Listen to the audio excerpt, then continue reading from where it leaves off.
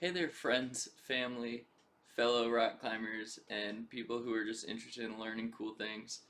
Today I'm going to show you what I've learned on an app called Materialize.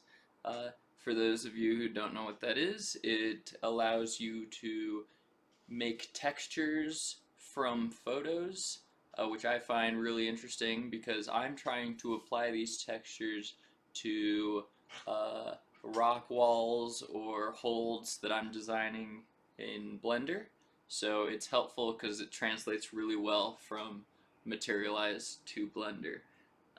And we'll get started here and I'll show you what I'm working on. So uh, today I went out and shot photos of some textures in the Flatirons here in Boulder, Colorado. So we start with diffuse maps. That's the only way you're allowed to start here, I suppose. Going to your material or going to your photos you've already gotten, and I'll skip forward to doing this. Okay, so here we are. I've got my list open of photos I've taken. And I'm going to try this one here. I think something cool will come of this.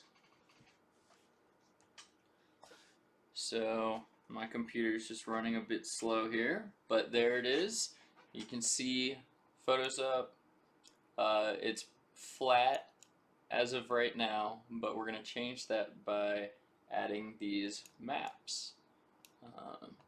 So after you've used your applied your diffuse map, you'll go to height map is your next step, and you'll press here create. You'll be able to see this height reveal slider, and you can choose how much of this you want, because maybe a part of this texture is different on the right side than it is on the left, and you'd like to see how all of it affects. My best suggestion throughout what I'm going to show you is just mess with these sliders. And I'll show you right now. If you press default, which is what it's on, it'll stay like this. Details, it'll find the great details. And displace is what I choose. For whatever reason, it works best. Because when you think about it, is you'll see the whites and the blacks, and whatever is one certain color, whether it be white or black, it's going to raise on the map, and whatever the other color is, it will lower on the map, creating your little level, your bump, your heights. So here I have I've decided displace. I'm going to choose default, and again, these all do funky things. When you get more into it yourself, you'll figure out what it does for you. Like in most cases, if you're not doing rock and you may be doing grass or whatever it be, you're going to have a different outcome than I. So, leaving that at default. And then final grain. These names are complicated. I'd have to say I don't know exactly what they all mean, but I've messed around with it a little bit so I know what it'll do. And here I have some pre-existing numbers I'd like to put in here to come out with the outcome I desire.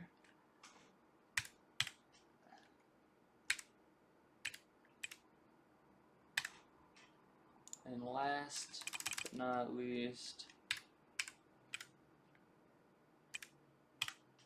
okay, so come up with my decision. I can set as height map. Nothing's changed so far, but that's okay. We're going to move on to our normal map, which if you've seen in Blender, when you've applied other textures, maybe you've downloaded this normal map, is pretty neat. It also has a bunch of sliders you're going to be able to play with, and again, that'll all differ to whatever you desire. Here I'm just going to keep it normal. I don't think I need to change anything, at least as of right now I don't. Maybe we'll see here in a second. So I'm going to set this as a normal map. And then right now I think I get a pretty good feeling about what it'll look like, we can go to show full material. So here it is, and that's looking pretty neat. Some of the texture is raised, some of it lower. I'll go back to my height map so you can kind of get a feel. So there and back.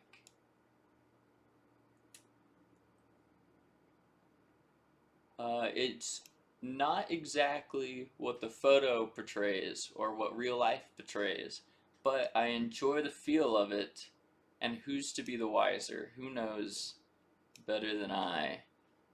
Because no one else has seen that photo besides you now. Okay, so now that that looks really cool, another fun trick you can do is go and choose plain is what we're looking at, but down here under full material at the very bottom, you can look at a cube. And just as a cube, holy cow, I think that's super cool. And then we can move on to cylinder, which is getting goofy, and sphere. If someone were to throw a rock like that at me, I'd be pretty upset. But we're going to go to plane, look back at our image, and we're going to move on. And we're going to create a metallic map. Now for me, I don't need a metallic map because that's going to create a sheen on it, and my rock does not reflect any light, or not very much. So when we create it, in my case, I'm just going to make everything dark black, and I believe that will solve the problem. So here we can see show material. Now I don't believe that solved it, but we'll see here in a second. If I go back, create, maybe I make everything white.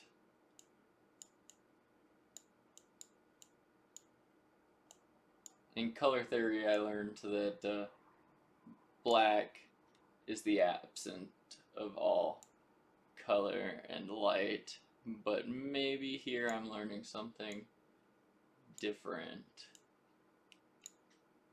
Let's see. Okay, we'll go here and see what that does. Okay, well, I was right. Alright, so the sheen there now is a little bit overkill. So we're going to go back, we're going to make everything black. And that should get me, maybe there's more I can do, but for now, I'm okay with this. Okay, so we're going to create a smoothness map, which my material I'm working with, being that it is rock, I don't care for it to be too smooth. So as is, I'm going to just leave this, since we learned that black solves my problem. We're going to create an edge map, which kind of gives you more detail on any highlighted edges. And you can see this as you turn it up. Let's see if I turn. You see an edge start to appear, which maybe I'll apply this very lightly. We'll see here what it looks like. Okay, so for me, it doesn't look like it's done much, but I'll keep that just to see what it does later on. And then create an AO map. I'm not certain what this does, but I know I need it, so I'm going to set it.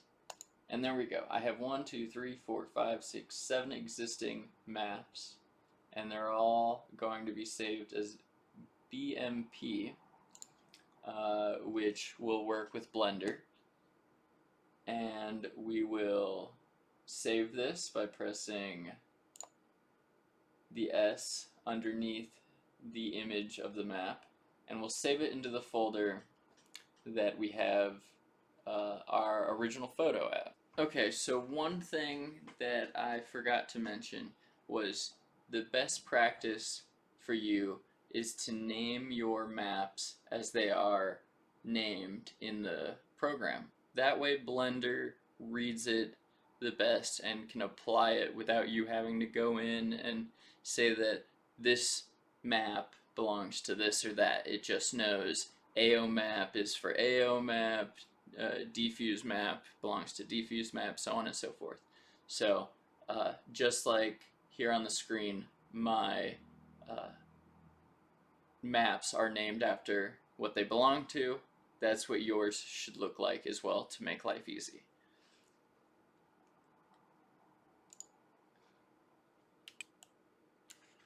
Okay, so moving on, we'll go to Blender and show this off a little bit. Okay, so for the sake of this video, we're going to start a new Blender file. We're going to delete the cube, and we're going to add ourselves a plane.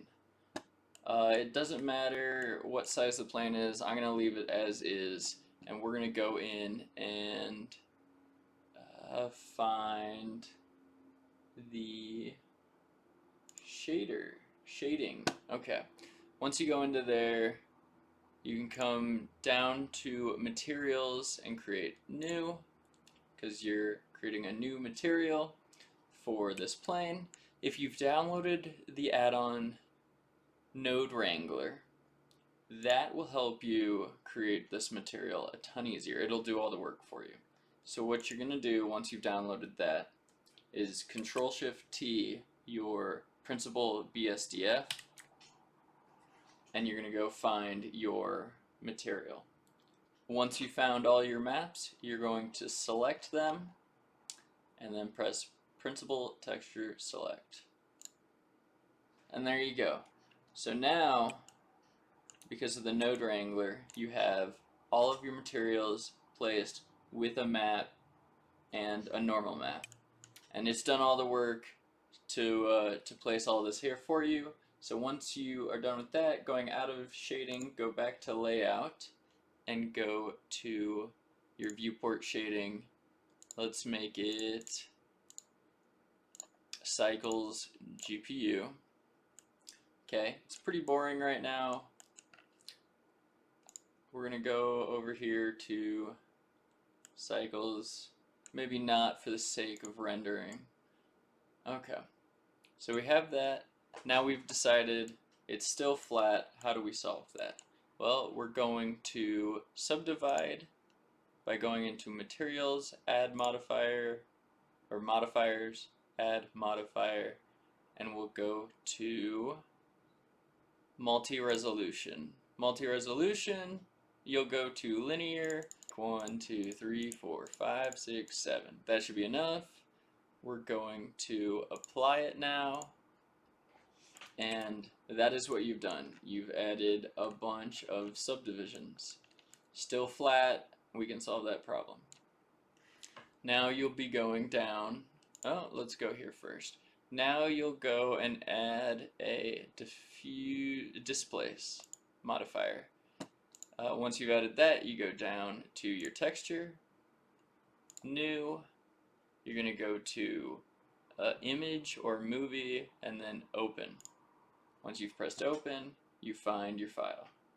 Now that we're at my folder, we're going to go to our height map, because that is what's going to give it some bump.